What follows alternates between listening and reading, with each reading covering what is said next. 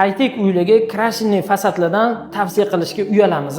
Sababi nimaga deydigan bo'lsa, krashinni ham akril ham bir xil vidda bergandan keyin, korpusi hammasi MDF bo'lgandan keyin va ustolarimizni hammasi unga ham bunga ham bir xil mehr bergandan keyin krashinni olmang, undan ko'ra budjetliroq bo'lsin, akrilni o'zida ishingiz bitsin deb ko'pincha mana shunaqa tavsiya qilamiz.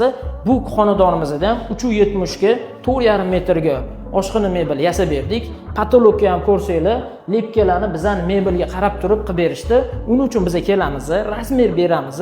Razmerimiz asosida patologga ishlab olishadi. Undan keyin kontrolni zamer olib yasab beramiz. Bu kuxnamizda ham tiponli versiyaga qilingan bez ruchkali. Ko'rib turganingizdek, fasadimizdan 3 sm ga pastga tushirganmiz va bu yoqda go'la ruchka qo'yganmiz.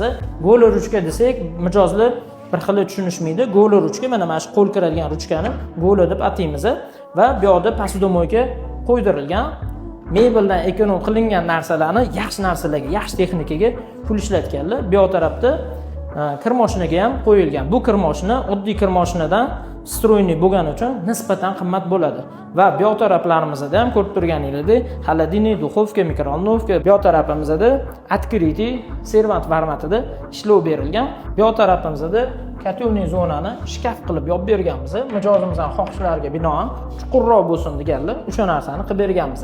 Agar sizlarga professional komandadan mebellar kerak bo'ladigan bo'lsa, bizga murojaat qilishingiz mumkin. Sog' bo'linglar.